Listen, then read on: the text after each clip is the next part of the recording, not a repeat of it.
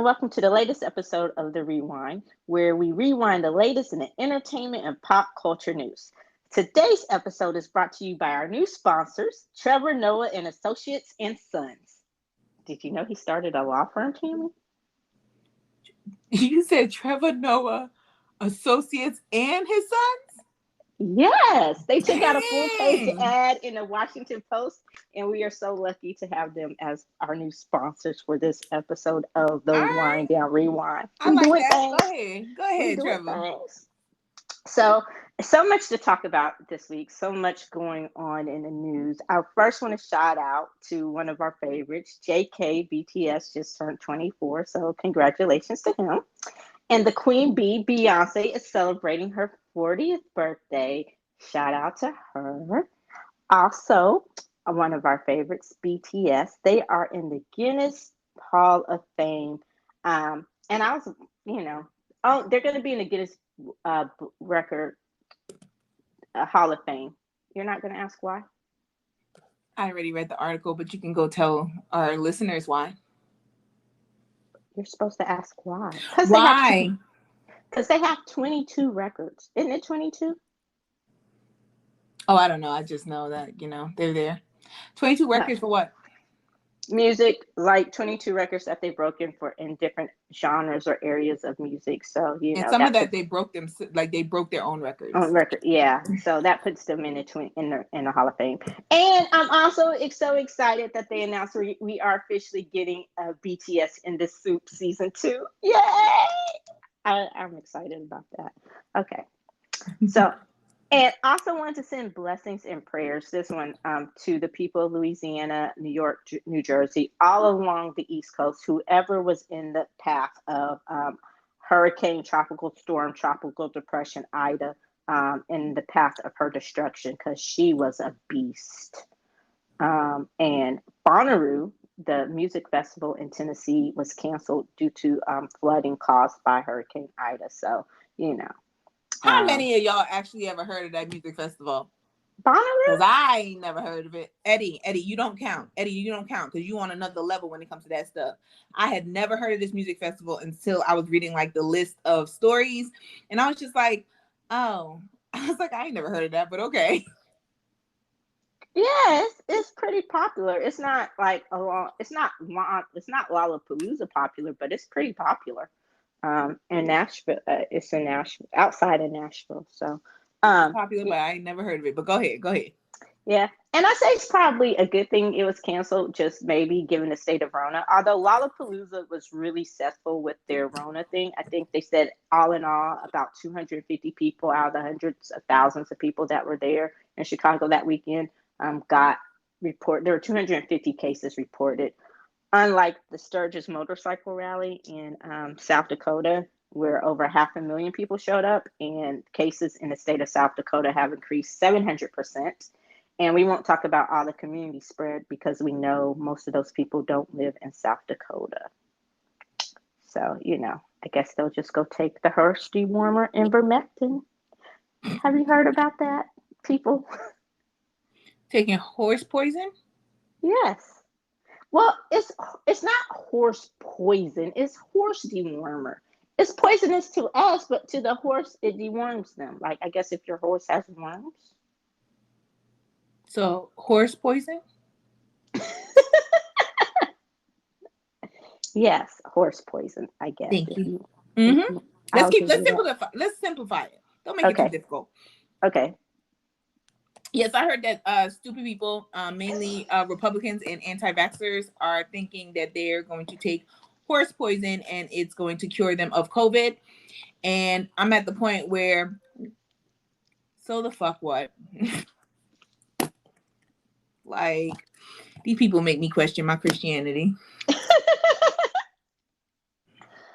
Yeah, I'm with you. Like, on one hand, I laugh at the stupidity of it all, because at this point it's either laugh or cry, and I don't have enough fucks to actually care enough to cry. Like, my tears are precious. I don't cry a lot, so I'm not crying over that. That's your blatant stupidity, like you said. But on the other hand, it's like, really, dude, one of the main anti-vax arguments is it's not approved. Okay, well now it's approved. Um, but you're taking something that they blatantly tell you, like Farmer Joe at your local feed store is telling you literally when you come in to buy the 50 packs of horse dewormer, dude, you know this is going to kill you, right? So, yeah. And then, I guess MAGA cult hero, whatever, Joe Rogan, he got Rona and he took Ivermectin and says that he feels better, but he also sidestepped or downplayed the part where he actually, what made him feel better was that when he was diagnosed, he went and got the antibody treatment, which if you're diagnosed in time, they can give you, you can get the antibody treatment, which will actually make you feel better and decrease the chances of you getting really, really sick. So, yeah. Um, so, and you heard about your best friend Candace Owens, who was upset that a Eddie, woman. Eddie. What? We're not giving that woman time. Move on. Move on. We ain't giving that woman time. But she No, got Eddie. I ain't giving her time. Let that little coon go on her own. but y'all were such good friends. You liked her. And now I call her a coon. You took her. You took the She I Miss love Coon. Candace. She Miss Coon. You took the She's a I love coon. Candace Owens bumper sticker off your car. I don't put bumper stickers on my car because they don't never come off. But okay. no, I just don't like people like that. Like, I'm just so sick and tired of them getting attention and we having to talk about the ridiculousness that no longer surprises us. Like, they're ridiculous. It no longer surprises us. And I just feel like I'm not going to give them my time to even comment on whatever ridiculous nonsense that Candace Owens has now put out there in order to keep her name in people's mouths. Like, no, go back to business. I agree. But one thing I was going to say is not about that, but back to your original point. One of the reasons why the people taking horse poison and whatever else stupid thing, they're also taking cat poison now, cat dewormers. Um, the only thing to me that makes this so infuriating is that now once you get sick from this and your organs start shutting down, they are ending up in these already overrun, overwhelmed hospitals, expecting the very people that they've been talking so badly about, the same science that they don't believe, the same doctors that they don't trust. They're now expecting all of this science and all this modern medicine and all these people to all of a sudden work miracles and save their lives because they were idiots. And that's the thing that is so infuriating. But that also, I think, like, we focus so much on these idiotic things, which I don't think I think the news is putting attention on it because it's just so ridiculous. But I don't think it's as many people as the ones who are just anti-vax. They refuse to get the vaccine, and then they're going about their lives and spreading the virus, or they're so they hear that, okay, the vaccine is now approved, and they still don't want to get it, but then they want to get back to their normal lives. Like, those are the people that needs to be focused on, is how do you persuade those people who are at the point where they're taking poison. I'm like, okay, go about your business. Like, you want to die, you're that idiotic, then go ahead and do it. Like I'm worried about the ones who are still so anti-vax, even with all of the information that is out there now on how safe it is and how it can help us to get back to normal. But those people taking poison, like, they were idiots before they took it, they're going to be idiots after. Like, unfortunately, I don't know. The ones who are the anti-vax, I agree, beating them over their head, trying to, but some, I think a lot of what I hear has been helping convince them unfortunately, are the stories that are being told as it's too late from people who are on their deathbed, quite literally, with their last breath, pleading with people not to be like them and not to make the same mistakes they were making. From the stories I've read, from some of the people I've talked to, that's what's changed their mind.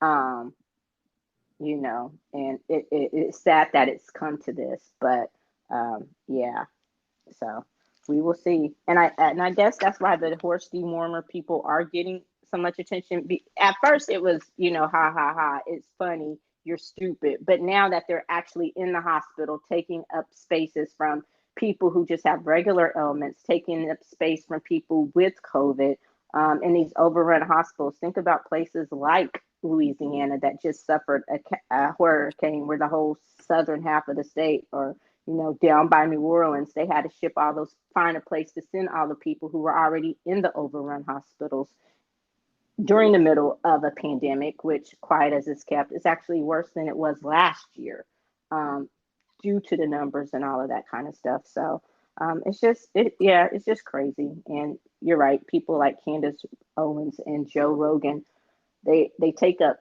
too much space in the conversation. And of course, these people are the same my body, my choice people, except for when it comes to, women making their own decisions. And I know you've heard about Texas's new law that now has us living in our own fucking version of The Handmaid's Tale, quite literally, especially when the Supreme Court abdicated their duty and their responsibility, and allowed the law to go into effect. So welcome to Gilead. What people are not acknowledging is the Supreme Court did what they were supposed to do, which is ignore this law. Isn't that the reason why the Republicans stole those seats? So that when this law came up, that they would do exactly what they did? So they served their purpose. The Supreme Court served their purpose of why those people were put on the Supreme. No, like that is the honest truth. The reason why those people were chosen to be on the Supreme Court is for this exact situation. That when this came up and Roe v. Wade was being challenged in a different way, because they've been trying to think of a different way to challenge it rather than just eliminate it completely, that those people that they put in place, like Amy Coney Barrett, what's the drunk dude name? Frat boy Brett. There we go. Brett Kavanaugh, that they would ignore what Texas was doing. And so those people that stole those seats, they did exactly what they were supposed to do. We may not like it. We may know that's not the original reason why the Supreme Court was established, but why they were put in there, they did their job. Yep. And I was watching something, and it just reminded me, every so often we do get courts that make these asinine decisions. And someone actually brought up, like, what was it? The Plessy versus Ferg, the Plessy decision, things like that. And I was like, damn, you're comparing this court to that one. But when you have these kinds of just blatantly asinine, ridiculous decisions, I guess it's true. So, the pro-life party, but they don't want to deal with mask mandates. They want you to have these kids, but they don't want to help you take care of them. And especially when they start calling women host bodies, like we're aliens and we're just there to gestate and carry these little children that some people don't want. And yeah. Anyway. It won't change until people care more, and there's not enough people that care. Yeah. That's the one thing I'm concerned about. How do you get people to actually pay attention to what's going on in the democracy? It's like we all want democracy, we all want the rights, but we don't know how to protect them or how to fight for them properly. That's the thing that's so disconcerting to me. But moving on. So we are starting to get more details about the Jolie-Pitt marriage and divorce. I know you are team Angelina, right? I'm sorry, what? Huh? What happened? Okay, but are you team Angelina or were you team Pitt? Oh, I never picked a side because I love both of them.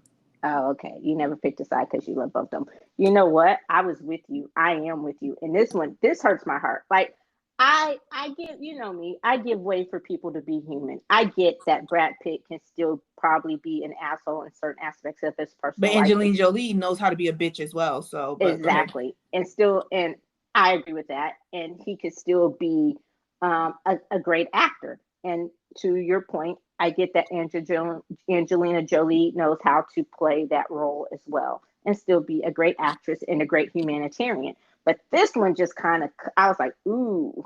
Okay, so I'm tell you what happened. So apparently, Brad Pitt, he was one of those people who worked with Weinstein. And before it, Weinstein's always been an ass. And he was one of the worst kept secrets in Hollywood until he wasn't, behind the scenes. Now, he produced a lot of people, even after Miramax went under and he and his brother started the Weinstein Company. They were still the people in town to go to if you wanted your movie produced, especially independent movies. So he worked with him when he did Inglourious Bastards. And so there's another movie that Pitt was doing in 2015 called Killing Them Softly. And he wanted Harvey Weinstein to produce and distribute the movie. He wanted it to be distributed through the Weinstein Company. Now, the thing that makes this so bad is at this point, you knew his history with your wife. Angelina Jolie was one of Weinstein's, and I hate calling them victims, but she was one of the people who was subjected to Weinstein's abuse. And he knew, and Brad Pitt knew this, but he still went on to make this movie with Harvey Weinstein. And she's like, they argued about it, and she never showed up. She did not walk the red carpet. She never went to any promotional events for this movie. She never did anything in support of that movie. And a year later, they were separated. The movie came out in 2015. And I'm not saying this was the thing that led to their separation, but I was like, damn, dude, you want to make the movie that bad that you're going to work with your wife's abuser? Oh, so Brad Pitt's an asshole. Yeah, like that was like, dude, is this a confirmed story, or is this what Angelina said? This was a story that she said. It was in an interview. I saw it. Gosh, let me check my source. Can I pull it back up? When I saw it.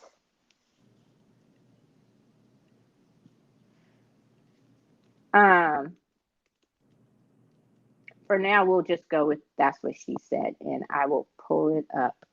I will put it in our files and come back to it. It will be one of those quick pops we come back to. I can't find the article that I originally got it from earlier. But speaking about that, Time's Up seems to be in trouble. Did you hear about their involvement in the Cuomo thing, the Cuomo scandal? No. Well, they were the ones who were helping Andrew Cuomo with his PR in the beginning when his scandal first broke. Who was helping broke. him though? Some of the leaders and some of the top leaders. I think it was one of the presidents of the organization and some of their lawyers. He sent a lot that's of an actual organization? Yeah, Time's Up is an actual organization. See, that's okay. Go ahead. What were you gonna say? No, I mean, when I look at the Time's Up movement, I didn't even know there was an organization. I look at the fact that Time's Up was just women coming out and starting to speak up for themselves rather than just taking it and suffering through on their own, or just letting, other women know what they went through so that they didn't have to go through the same thing. I didn't know this ended up being like a whole organization or something like that. So when you say like, oh, they help Cuomo with his issue, I'm just like, who helped him with his issue? Like, who was in charge of this organization? Who actually helped him? Was it the one who created the movement? Was it the women who came out and really spoke up? Or is it just the people who were behind the scenes of an organization that they probably went and monetized this whole movement? Like, so who exactly are these people? They were some of the lawyers in the movement, and I don't know. Okay. I don't know the lawyers and the president who were under fire. And I'm with you. Initially, I'm with you. I thought Me Too and Time's Up, and I know they're two different things, but they become interconnected.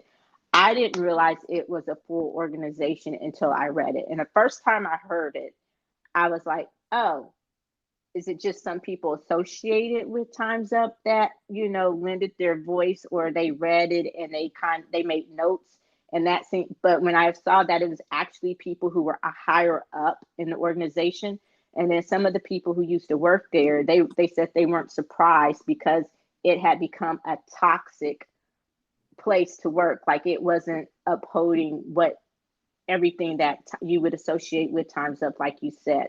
So it wasn't a great place. It wasn't all about the for women, by women We Protect Women movement, and to hear that they were the ones who were basically giving Cuomo PR advice until it was leaked that they were giving Cuomo PR advice and trying to help him out of this situation.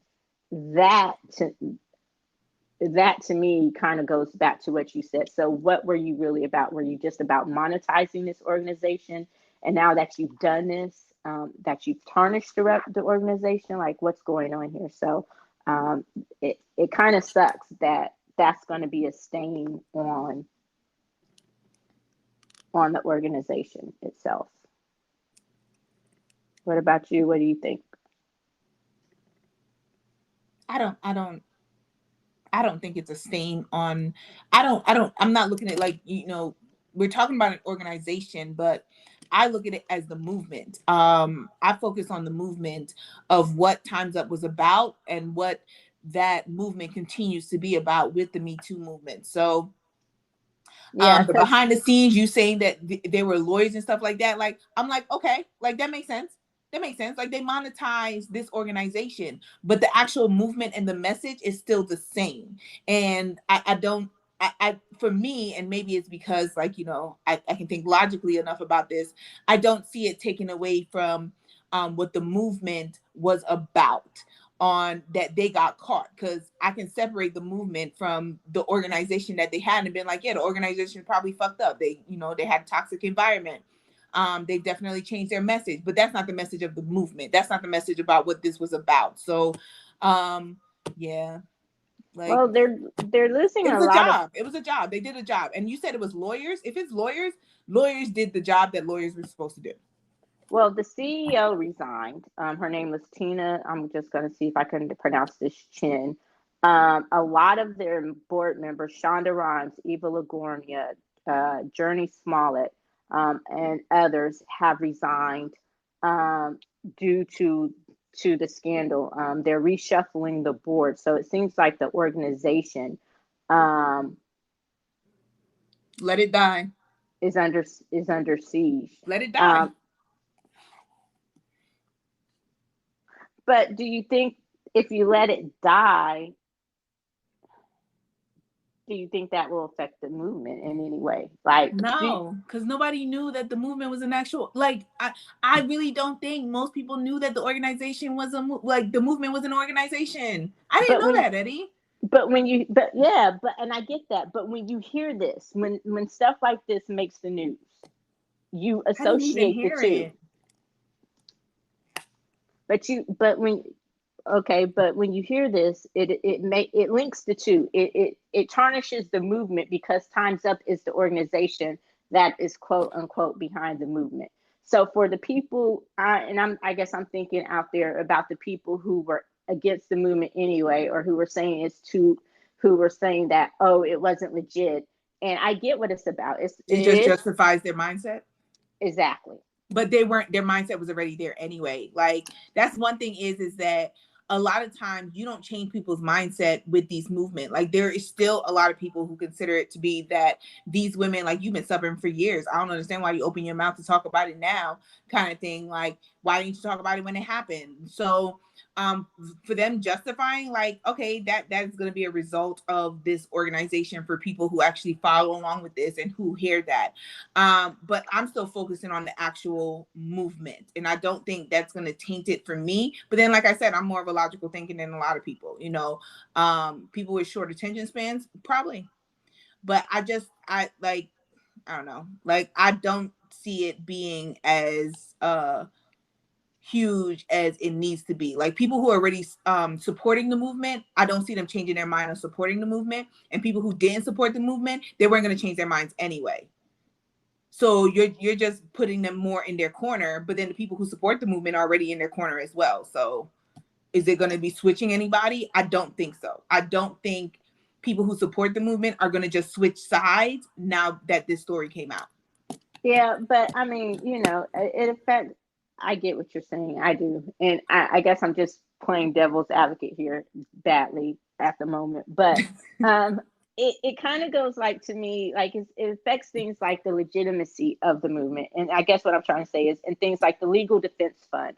A lot of that came from And I guess now that I think about it, because again, until I really read this and thought about it, I was thinking more of the hashtag Times Up. I was thinking more of the women coming together, speaking out. I really wasn't thinking about the behind the scenes, but a lot of the women who sue, they help pay for the lawyers for some of the Weinstein victims, for some of the Cosby victims and other victims of sexual assault.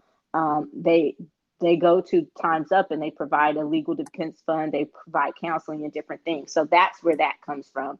And I guess, in short-sightedness, you don't really think about it being this whole big group where it provides that type of support system, if that makes any sense. So it can affect some of those things behind the scenes that we don't necessarily think about. So I do hope that they get their act together, and I do hope that they can get people who are not so easily bought and sold, who actually believe in the movement itself, if that makes sense, because what they did was the antithesis of what the movement is supposed to be about. Not that, and it would be one thing if Cuomo went to them with sincere intentions, or had gone to them with sincere intentions and said, hey, I fucked up. How do I make this right? How do I, show support? But he went with them to help him cover this up. Like, hey, Time's Up helped me. I have the support of Time's Up, so I can't be that bad of a guy, or I didn't do this. So we'll see what happens with that. And if they can get it together. Okay. So one of the things we were supposed to talk about that we didn't, that I'm kind of glad that we didn't get a chance to talk about, was Jeopardy and what happened with their host / producer. They were looking for a new host, and they ended up hiring the guy who was their executive producer, which leads me to believe that the whole celebrity parade of people who were quote unquote auditioning to be hosts, it had me believing it was kind of like a sham, because they knew that he was going to take over in the first place. I agree. And the person by far that the people wanted to take over was LeVar Burton. No, it wasn't. He was very, very popular, but I don't think he was the most popular one. He was just the one that really pushed his campaign out there to be the host. He did push his campaign for the host, but he was the one, like, people wanted him to take over. He was the one. Yeah, but people also wanted, like, Robin Roberts to take over. Like, there were other celebrities that people really thought would do a good job. Go ahead. I'm sorry. I apologize. No, go say what you were going to say. You don't think he was the best person for the job. No, is that what you're saying? I'm not saying that. I'm not saying that I don't think he was the best person for the job. That's not what I'm saying. I am just saying that just like there were people who wanted him to be the host, there were other celebrities that people were pushing to be the host of Jeopardy as well. His whole campaign to get a shot at being a host it really brought his name to the forefront of a possible replacement as the host of Jeopardy. That's what I'm saying. I'm not saying whether he would have been a great host or a bad host. That's not what I'm saying. I'm not even touching on that. I'm just saying his campaign is what brought his name to the forefront, rather than him maybe being the most popular choice out of all of the celebrities that did a guest shot on that show. Okay, agree to disagree. From what I've read, the polls, most people wanted LeVar Burton to get the job. They used the fact that when he hosted, he had the lowest ratings for his hosting. Never mind that he did it the week of the opening of the Olympics. But, and I'm not saying, because I didn't watch any of, to be honest, disclaimer, I didn't watch any of the hosting gigs on Jeopardy. I didn't see any of them. So I can't say if he was the best person for the job. I do know about his campaign. I do know that he was one of the most popular and one of the ones that people really wanted to get the job. So I'm going to be fair and say that I don't have a horse in this race. Ha! I went back to the horses. My bad. Stop rolling your eyes at me like that. I'm laughing at you. Oh, now you're just going to go back and laugh at me, huh? Definitely. But so anyway, they ended up supposedly splitting the duties, because that they kind of branched Jeopardy off into like this college show and this other thing. And Mayim Bialik, the Blossom chick and the chick from what was that show on CBS everyone liked? Big Bang. The Big Bang Theory, yeah. She was going to do those parts of the show, like the spinoff and the college rounds or whatever. And then Mike Richards was going to be the full-time host. And then and even before it was announced, even before it's announced that he was going to be a host, it had started coming out about where do we start? Misogynistic, racist, homophobic, anti-Semitic. He's just a horrible person. Pick your whatever. Some of that has started coming out. It also started coming out about how he treated people when he was the executive producer of The Price is Right, and the toxic work environment he left, or the toxic culture he left or created at The Price is Right. So even though this stuff has started coming out, Sony decides that they were still going to make him the host.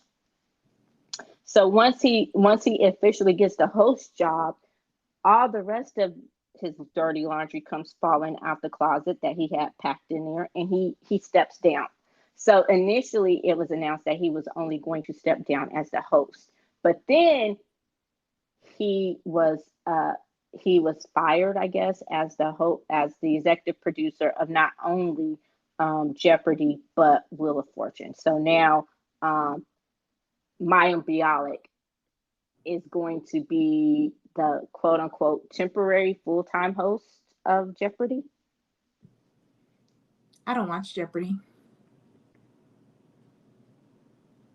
You don't watch Jeopardy? I haven't watched Jeopardy since Alex Trebek. I've never actually sat down and really fully watched Jeopardy without changing the channel halfway through. What? Jeopardy is amazing. Jeopardy is boring to me. What? I love Jeopardy. I watch some Supermarket Sweep though. You know what? I don't know how we do this. I really don't. Like, Supermarket Sweep? Did you watch The Price is Right? Yes. Oh, yeah, because you had to be before you watched Young and the Restless when you was young. You know, it was. You actually right. Like that's really how I became a fan of The Price is Right, is because I would have to watch The Price is Right, and then me and my aunts would sit down and then we would watch our soap operas on the CBS. CBS, yeah. When you was a little kid, you was at Big Mama or Auntie's house or somebody. Why she gotta be Big Mama though? Just because she was a little big. Oh, see, well that was from my own experience. Mine was Big Mama. That's what we didn't call her Big Mama, but she was actually my big aunt. But yeah. I saw my Big Mama or my granny, who wasn't big, but but I did have a Big Mama and I had a granny. And so it was, child, them stories about to come on. Go get my coffee and come in before, hush up now. The Price is Right's on. And then, you didn't change this channel. You didn't talk during them stories. But yeah. And then Jeopardy was just something I started watching on my own because, I liked it. And I liked trying to see if I could figure out the stuff. So, but I have not watched since Trebek died. I'm not the biggest Mayim Bialik fan, so I doubt that I'd watch it. And plus, now that it's truly in syndication, I can't even tell you that I know when it comes on. I guess I would just have to pull it up and just say record and go back and watch it that way. But yeah, so we will see. Anyway, LeVar Burton got a good deal out. He's going to be okay. I believe last time I read that Ava DuVernay was creating a show just for him, a game show or something. So he's gonna be all right. But I wouldn't have minded him seeing Jeopardy. He's the Reading Rainbow guy, and I like Robin Roberts too. But yeah, we'll see. So we will see who becomes the full-time host of Jeopardy. Even though you don't watch, maybe by then Tammy will have watched an episode. Tammy will have watched an episode of Jeopardy. Nope, not at all. Okay, I'm writing down, make a bet and make Tammy watch Jeopardy when she loses. You couldn't even make me watch Inception. You think you're going to get me to watch Jeopardy? Why you got to bring that up? Why you letting you know? Like, how hard you going to have to work to get me to sit down and watch Jeopardy? So you're saying you would watch Inception before you watch Jeopardy? I would watch Inception before I watch Jeopardy. Okay, make a bet. Inception ain't looking very positive, so make Tammy watch Inception when she loses. That I wrote that down. I don't know why you gotta cut me deep with Inception, knowing how I feel about Leonardo DiCaprio, and you gonna hurt. And that was one of his best movies too. And Christopher Nolan, and that just cut me deep. I don't know if I can go on. You want to cut this short? We have more news to cover. The show must go on in true Hollywood fashion. Yes, you got to be a professional, Eddie. I'm going to be a professional. So we know all about cancel culture. China has taken it to a new level. Do you know what they're doing to people in China? What are they doing to people in China? Thank you for asking. They're actually deleting celebrities from the internet. That's how they are canceling them. They say it's to kind of help with the fan situation, but or the fan, to slow down the fan culture. But most of the people, like, they're not deleting the people because they're too popular. They're deleting, most of the people that they're deleting are people who were involved in scandals like Chris Wu, or someone who's done something unfavorable to the Chinese government. Like, you heard about the Chinese actress who had to pay like $42 million in taxes or something.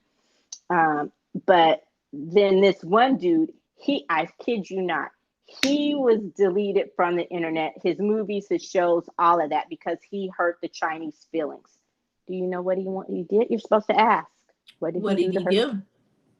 He took a picture when he in Tokyo, in Japan, and he posted it on the internet. Dare he? How dare he? I know, he hurt the Chinese feelings. So that was why. So that is their version of cancel culture. And some of it I'm okay. I don't know, like just completely deleting them from the internet. I guess China, baby. I guess China really is the home of fuck around and find out, huh? I don't know. Anyway, the baby, he met with Black members of Gilead and others in the LGBT community. Did they really? And according to his people, because it was a very productive meeting. And this was like press release for his people. When I read this, I'm like, oh wow. And with that whole situation, I'm just like, dude, show me. Don't tell me what you did. Show me how you're changing, like, for real, because yeah, I'm over it. The baby situation.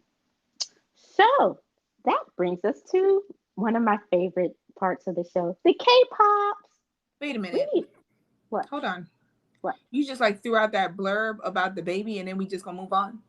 Oh, I thought you was over it. You see, I have to see your face to know, okay, what you got about the baby. Because the way you seem, okay, what you got about the baby? No, I'm just like, okay, I'm gonna give the baby some advice. I'm not a celebrity, okay, but I feel like this will work for him. Okay. The baby, talking directly to you. Here's what you need to do. I need you to take 6 months off. Okay? So that means 6 months. Don't do no interviews. You're not really in the limelight. And not 6 months on, like, you're going to put out like music, right? But you're not really going to be in the limelight the way that you have been. 6 months. After 6 months, I want you to come back full force. All right? Full force. Bring out an album. Go for it. All right? And then you can go back to your misogynistic ways, because don't nobody care about Black women anyway. So you go back to your misogynistic ways. All right? This whole homophobic thing gonna blow over. Ain't nobody gonna care anymore, especially people in the Black community. Let's be honest. All right? And you're gonna be right back where you were. And you're gonna gain some fans because you stuck to your guns. Why you being with Gilead? That ain't gonna do nothing for you. Ain't gonna do nothing, gosh darn thing. It's a waste of time. It's a waste of time for both sides. Take 6 months off. Come back in 6 months and you can have the same career like Chris Brown did when he took some time off. Okay? They all do it. You need to do it yourself. That's what I'm letting you know. And this is me not even agreeing with you, but I'm trying to help you out. Go for it. You just gave the baby some free advice. Well, what advice would you give Boosie Badass, who keeps, dogging Lil Nas X every chance he gets? Well, Boosie, his career is based off of being disrespectful. So continue to be as disrespectful as you are, because the fans that you have aren't going to leave you because they are your fans because of how you are, and you're not trying to gain any of Lil Nas X's fans. So Boosie is actually pretty good. Yeah, although he does seem a little obsessed with Lil Nas X, but you know, that's neither here nor there. Hey, so you giving out free PR advice now, huh? Yeah, to the baby. Yeah, I'm gonna help you out. Oh, Because I oh, like okay. the baby better than I like little baby. Now I can't like neither baby at all. But you know, I'm just saying, like, you know, put that out there. Oh, wait. Okay, so there's something I want to bring up, right? So like, Hmm. did you listen to Drake's new CD? I certainly did. What you think? I loved it. Really? Yeah, We have very different tastes, Eddie. we do. I actually liked it better than I liked Donda. And I surprisingly am one of those people who like Donda, even though Kanye is Kanye, and he has a feature of Marilyn Manson and the baby on there, and yeah, so Ooh, um, so you still supporting?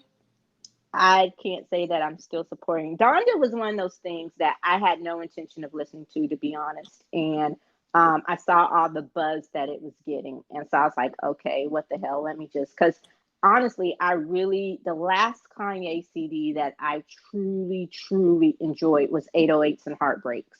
Like, that was my shit. And then after that, it was very, like, The Life of Pablo and Yeezus. And then when he went on to his whole gospel career, I was out. 808s and Heartbreaks was the last one that I just played that I was just down with like that.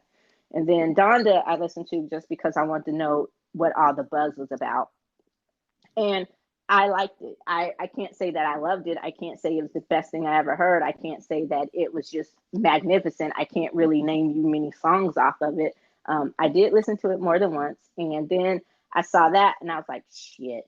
And I was like, just when I think you could, just when I think I can almost justify saying, yes, Kanye, you go and do something really stupid. The baby is one the baby is something different because the baby is homophobic, he's misogynist. You can get that. He's entitled to his opinions no matter how stupid, ridiculous, asinine, disagreeable they are. Okay? So that's one thing.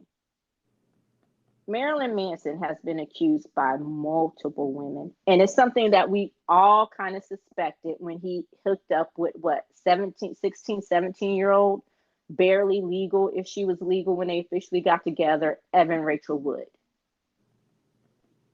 So what about what about when this becomes your daughter, dude? What are you going to do? How See, are you going to justify it when it's your daughter? but Eddie, you picking and choosing though. How am I picking and choosing? Because I put the baby is on that same level, because the baby is the first steps to getting to Marilyn Manson. The reason why is because when we say like, well, they're misogynistic and they're homophobic, you know, but they haven't done anything, but that message that they put out there on the disrespect to women, on the disrespect to girls, on the disrespect to females, and then the disrespect to anyone who is not like them is what ultimately leads to a Marilyn Manson who does not have respect for women, where he's going and he's assaulting women. He's being accused of assaulting women, multiple women. I think like the baby and the attitude of the baby is what ultimately leads to a Marilyn Manson. And the fact that we kind of just, you know, brush the ones off to the side who are misogynistic, sexist, homophobic, and all of that, that's a starting point. Because we're so, and I'm not saying, you know, just you, I'm just saying in general, women do this a lot too. We just kind of brush off and be like, well, they haven't done anything though, they're just speaking. But speaking turns into action. It may not be their action, but it's somebody's action based on what they heard from that person.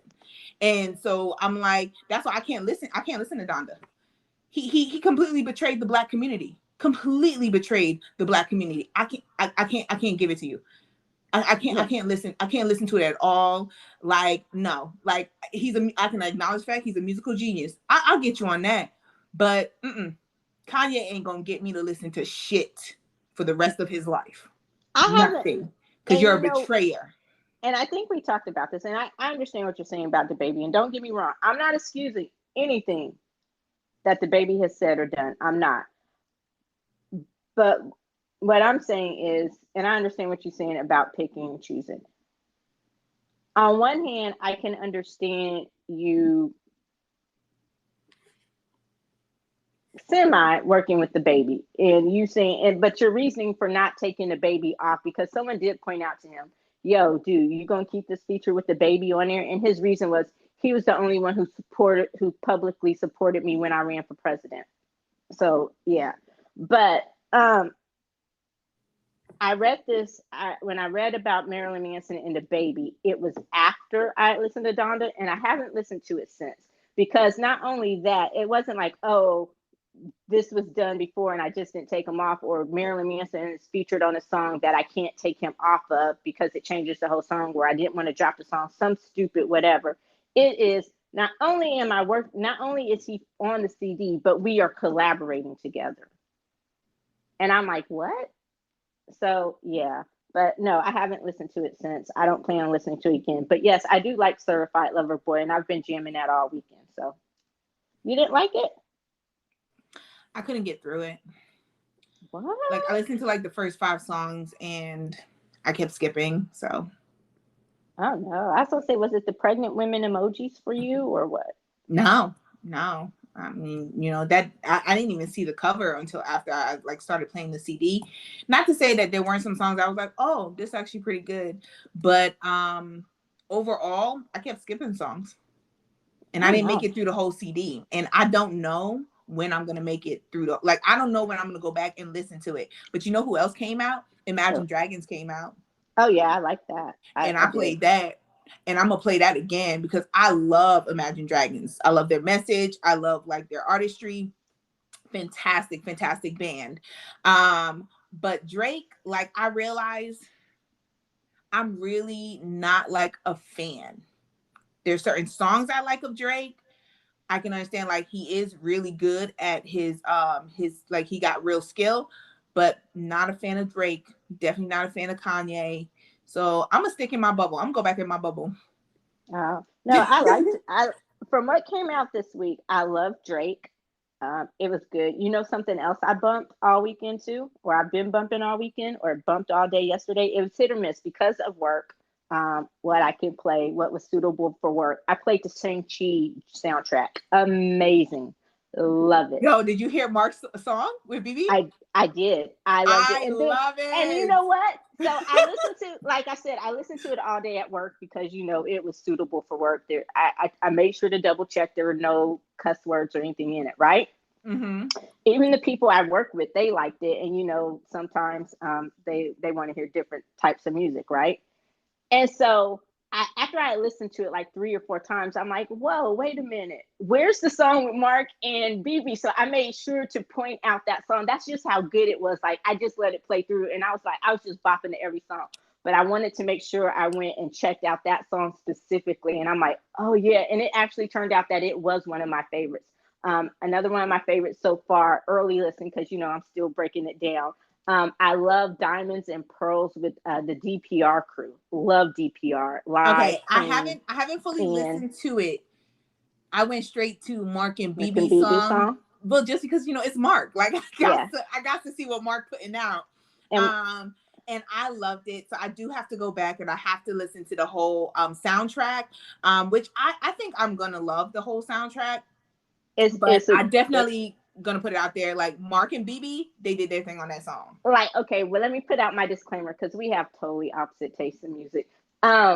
We like some of the same things, just different reasons, obviously. But my girl Audrey Nuna is on there. Nikki, like, I love it. Not Nikki from In Hyphen, but the other Nikki, the female singer Nikki. Love it. Speaking of In Hyphen, how did all them fools except for Nikki and Sunu end up with the Rona? You can tell who the close people are. I don't know. So I hope they get well soon. And but okay, so they're being very flippant with COVID amongst the celebrity circle. I'm sorry, what'd you say? I said the celebrity population in Korea. Yes. And the reason why is because In Hyphen came out, it's 5 out of 7 of them have COVID and flying. Out of N flying, 4 out of 5 of them have COVID. And then you have like all these celebrities who are coming out and they're getting COVID. So I really do think like amongst the celebrity population, they're being very flippant with COVID. South Korea did a great job in the very, very beginning. They've been very lax because they did such a great job. They thought they were good. They've moved on from it. And so now I think it's being spread, like it's running rampant throughout South Korea, and they're really being hit hard with their population. But yeah, because it's not only in hyphen, but like and got 5 members. 4 of you got it? Yeah, it's everywhere. It's this damn Delta variant, because even Australia, and they were like, they weren't fucking around the first time around, and they had very little case. They had very few cases, excuse me. And now, they're having outbreaks. So it's this Delta variant, and be careful because, Moo is coming. That's the next big variant. And, I guess we're going to be taking cow poison next. Get what I did? Anybody's fucking taking cow poison. Eddie, we will no longer speak. I will cut you off if you come tell me about how you took cow poison. Oh, no. Pig poison, whatever else is out there. I'm vaccinated. I'm just waiting on this damn booster shot because all these motherfuckers, like, dude, for real. Yeah, these people crazy. They crazy in these streets. I ain't trying to play fuck around and find out games with Rona and her damn mutated ass cousins. You play stupid games, you get stupid prizes. I'm good. Exactly. So Wavy, Lucas, like you want to do it, like, or you want me to do it? Like you can do it. You can do it. You can do it, dog. Go ahead. You told me I was cut off. I'm gonna cut myself off on this one. Go ahead. Just handle it.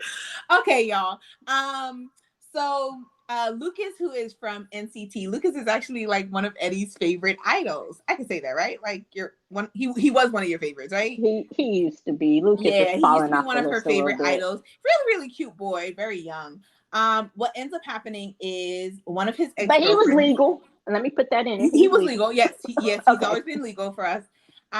But one of his girlfriends came out. Well, it was only one at the time. His ex-girlfriend came out and said that basically what ended up happening is they were in a relationship for a while, and he made it that she paid for everything in the relationship. Every time they got a hotel room, she was the one that spent all her money, putting it on her credit card. Any trips that they took, any food that they ate, they went to, like, anywhere that they went, she always was the one paying. And they call that gaslighting. Like, he gaslit her. So like he would make up excuses on a reason why, like, oh, well, my manager has my cards, or I don't have the money right now, it's tied up, all this other bullshit he would throw at her. And then they broke up. And you said that he started to stalk her after they broke up? It wasn't that. I don't know if he started to stalk her. I think he was just making them bill collector calls because his gravy. Oh, right. So she kind of like got wise to it, and she basically was turned away from him, and he was trying to talk her into coming back so he can continue to get everything paid for. Yeah, he just turned in. He went from bad boyfriend to bill collector. Yeah. And then, so we thinking like it's only one, right? And I'm like, yo, Eddie, did you hear this story? And she was just like, yeah. Like, we're very disappointed. Only to realize she was the first. So once she came out with her story, other girls started to come out and tell their story of him doing the exact same thing to them. So it's not only one, but I think it's up to 4 women have come out and said that he's done this to them, where he's gaslit them, where they were paying for everything. And it was so bad, like she lost her credit card one time. And so she called him to tell him like, hey, I can't find my card. Can you pay for the hotel room this time? And he was just like, oh, well, like, I can't do that. Maybe we just meet up some other time. Like, he wouldn't even like pay the one time when she couldn't even find her credit card. Like, that's how bad it was. And you know what came out of this? And we talked about this. And I said, what this proves is that idols make no money. He is broke. I'm sorry. That's the conclusion that I'm getting.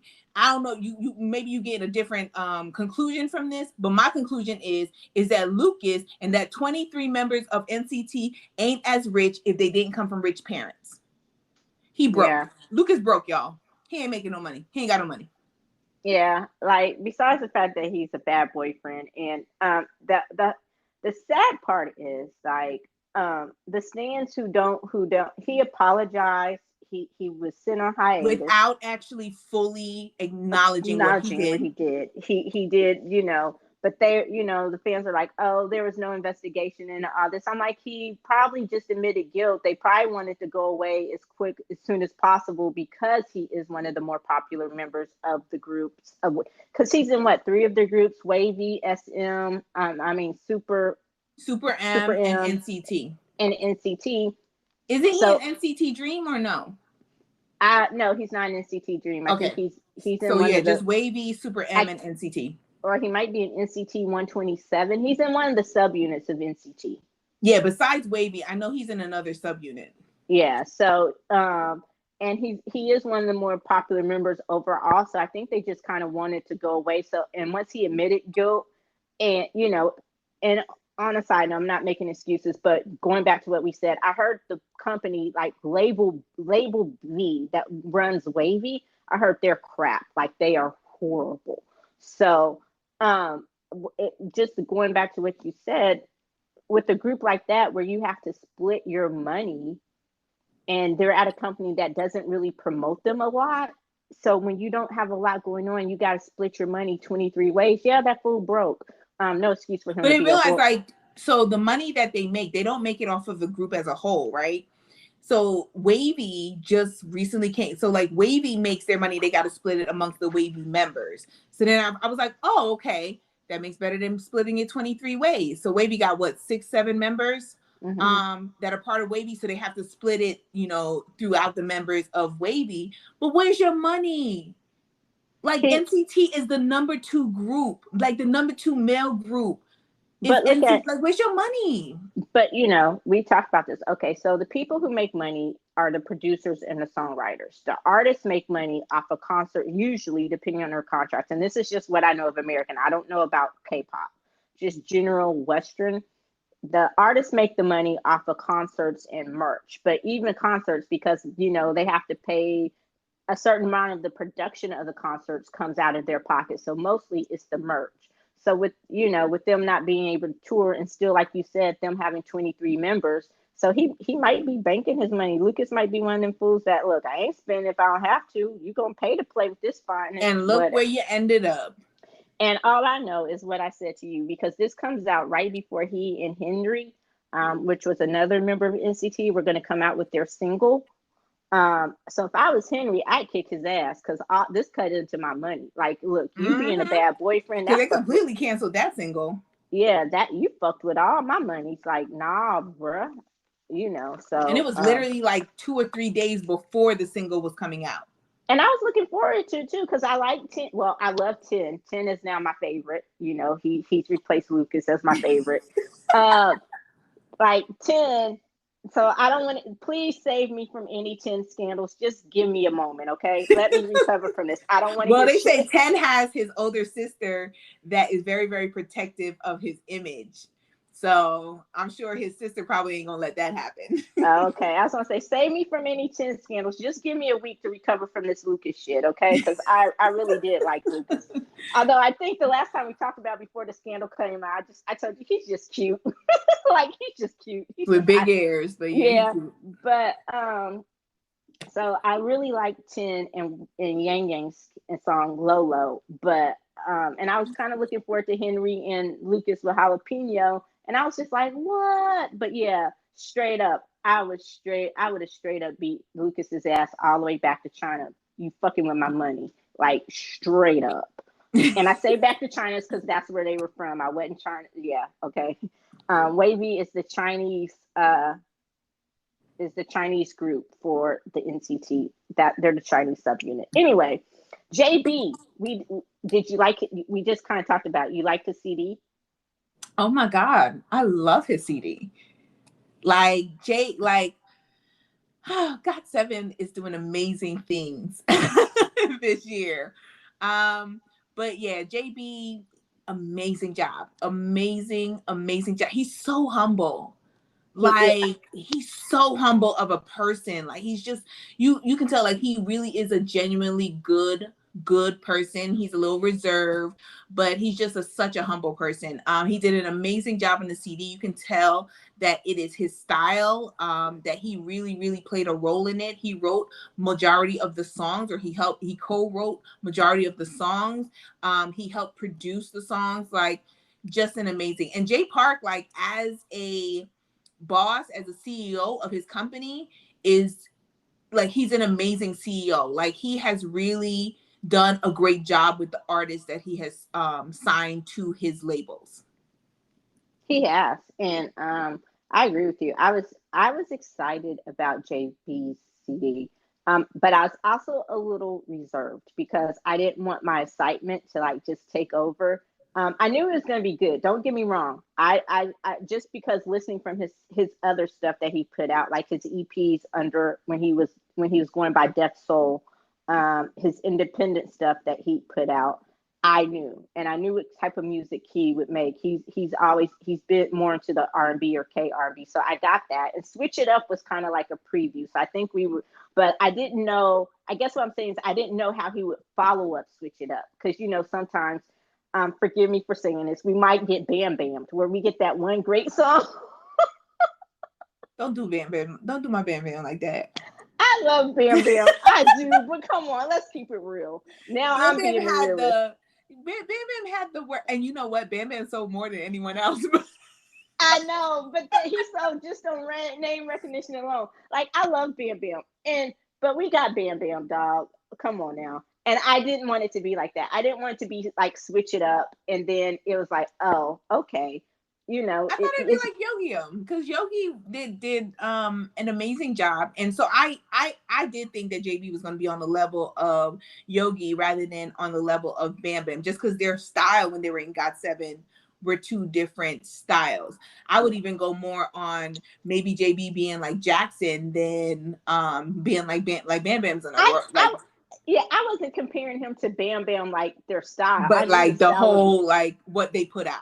Yeah, as far as I love the first song we got from Bam Bam. Then when I listened to the rest of the CD, I was like, oh, okay.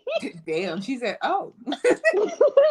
But so I was like, how's he gonna follow Switch It Up? And the whole CD is just a bop. Like it's a mood, it's a vibe, it's everything. I loved it. It was he needs to be playing on R&B radio stations. Like it's really good, y'all. It surpassed all my expectations. So I was really, really, really surprised. I loved it. And I can't wait to hear more from his solo career and see what he does over the next year before he has to go for military. I was just about to say. I know that's going to hurt. Military service starts next summer. I know. Bacon will be done by next. No, will Bacon be done next summer? No, Bacon just went in. Bacon got another year and a half. Why? Oh, never mind. Bacon. Oh, anyway, so I am looking forward to seeing that. I actually like Jackson's latest song, "Drive You Home," and I was surprised by Jin Young's song "Dive." I really loved it. It's like coffee house cute, and the more I listen to it, the more I love it. Okay, well, Young Jay. Oh, what were we gonna say? No, I was gonna say, so Bam Bam was talking because Bam Bam is very, very supportive of all of the members of GOT7. And so when he does his live, shows, he's always mentioning them and their projects and everything like that. So he was going through like everybody putting out their own song, and then he was just like, so who's next? He was like, it got to be Young Jay before anybody else comes out. Young Jay needs to come out with something. And I agree, like Young Jay, like we want to hear your voice, like, and he's done a little something, but he hasn't released anything. He's just done live shows. But I want to hear what Young Jay puts out because his voice is amazing. Like it's strong the way that JB's voice is, and I definitely want to hear what Young Jay puts out. So Young Jay, you the last one. Come on now. What's Young Jay's bag? Is it more like coffee house indie pop, or is it more R&B like Yogi and JB? Who? Oh, Young Jay? Yeah. Young Jay would be more like D.O. Okay. Like, yeah, so it'd be more like coffee house kind of, and that is not an insult, y'all. Like it's not. That's a compliment. That's a compliment. Yeah, I love but that's his voice. House. Like he's very ballad. Like his vocals is very ballad. Like you give him a ballad and he's gonna kill it every single time. More than those fast upbeat like R&B. I don't think he's R&B. I think he's more ballad, or I want to say Onu, but you don't know who Onu. Like you know who Onu like he's part of Shiny, but like Onu Style. But I don't think you necessarily know who Onu Style is. But like he's very like ballady, and you know, Do is the best way of explaining it from what recently has come out. Do shooting would be the and same. I love Key's song "Hate That," but I'm gonna need more. I'm gonna need more than that song. Okay, so he's coming out with a CD. My bad, I gave you the wrong information. Oh, okay, because he's coming out with a CD at the end of September, early October. They said is when Key is supposed to be coming out with his mini album. Okay, because that "Hate That" that was a vibe too, and I'm like, I need a whole CD to follow that up. I don't need that song shit. And by the time we do our next one, I think Lisa's coming out the end of the month, or is she coming out next week? Next week? We might have to just do another K-pop music special and just check it out. To talk about her 1.5 songs? Not just her 1.5 songs, but to talk about, girl, Lisa couldn't fill up a whole 10 minutes, okay? I'm not that big of a blink. Come on now. I'm not even a blink. No. That's yeah, that would be depending on like who else is coming out. But yeah, like I think we'd be talking more like of the singles that are coming out and like, you know, the indie artists more than the actual idol groups, which would be good. Like, you know, showing our love for indie artists. All right, so that does it for the K-pops. Now, I have one more. Oh, my bad. What you got? I don't know if you heard about this. So JK's birthday was September 1st. Mm-hmm. And, you know, like in Idol World, they do a lot of fan birthday celebrations, right? So they're buying out billboards and they're putting their pictures on planes and they're putting their picture into space, like all of this stuff. So in, oh my gosh, which country was it? It's in the Middle East. I forgot which country it is in the Middle East. But in a country in the Middle East, I guess JK's like fan site, they bought a billboard and all they had on the billboard was just his face, like his half a body, right? So it was like from his waist up. And it just said happy birthday. And then they had the person's name who was the administrator over the site. Very, very simple, really nice picture for him. Do you know that they took it down hours after it was put up because they said it promoted homosexuality? Huh? I know, right? Like, what the fuck? So the billboard went up. The person, like, they paid the money to have the billboard go up to celebrate JK's birthday. Hours after it was put up, it was pulled back down. It was taken down. Because he's an idol and he wears makeup? Well, because, you know, like, they look at idols, you know, skinship and everything like that. And so a lot of conservative countries look at it as in they're promoting something that is not even legal in our country, right? Which is homosexuality. So it makes sense. Because of that, hours after this person already paid their money, hours after they, paid their money, the billboard went up. It was great. It was nice, big. People could see it. Hours later, it was they were forced to take it down because it was said that that billboard was promoting homosexuality. He wasn't kissing anybody. There was nobody else in the photo with him. Nothing. It was just a picture of JK, and they were forced to take it down because they say that JK, BTS, and K-pop promotes homosexuality, and that is illegal in their country. Isn't that crazy?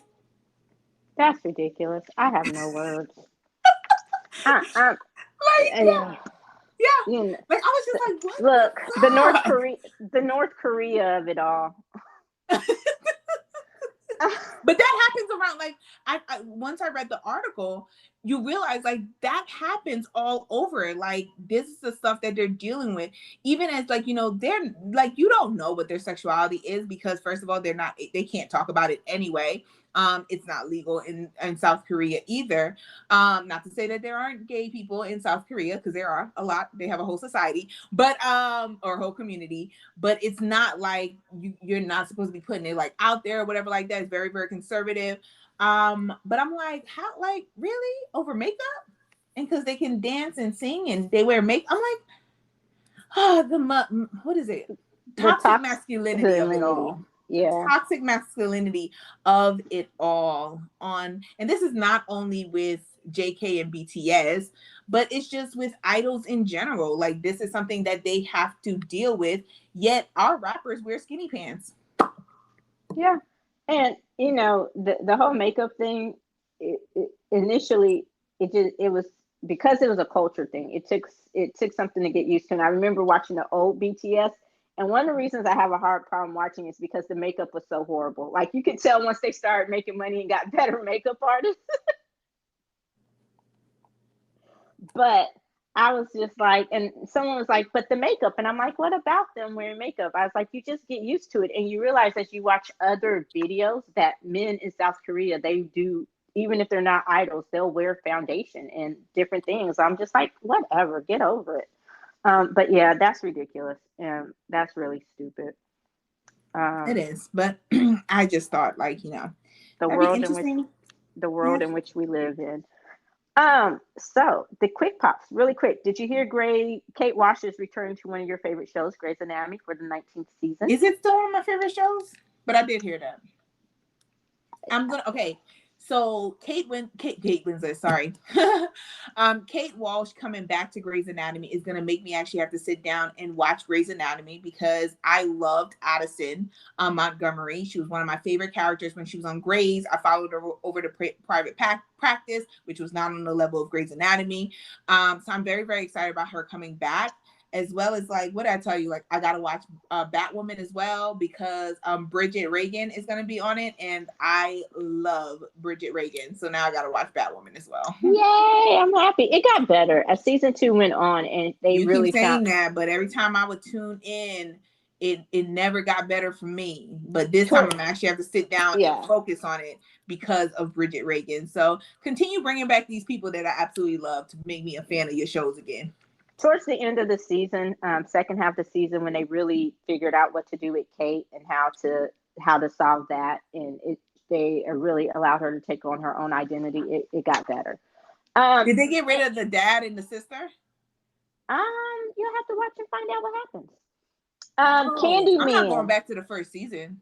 No, I'm talking. You said you were going to watch the second season, right? Yeah. Oh, no, the third season. My bad. Oh, you're not going to watch the second season? Nah. Oh, okay. I mean, like, what episode should I start on? Because I ain't starting from the beginning. Mm-hmm. So, like, around what episode should I think about it and tell me what episode should I start on to really get a gist of the story for season 3? Because I ain't going and watching the whole of season 2. Probably right at the halfway point. I'll have to go back and look at the season synopsis, the episode synopsis, and tell you when to start. Candyman, finally, and to close it out, Candyman became the number one movie, or is the number one movie in the country. Shout out to Nia DaCosta.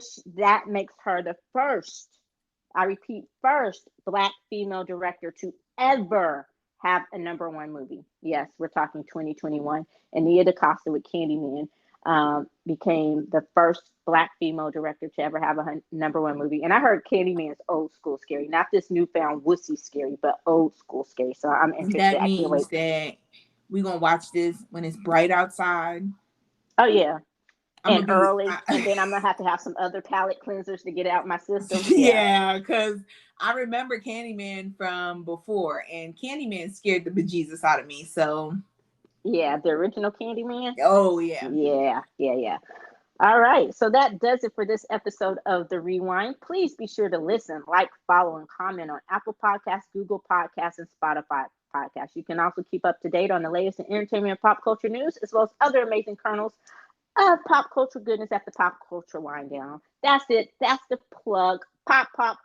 I'm going to have to call Trevor Noah Associates and Sons to see what I can do about getting our executive in charge of sound effects to get me my popcorn sound effect. That's right. You heard it here first. I might have to take Timmy to court. Soundtracks.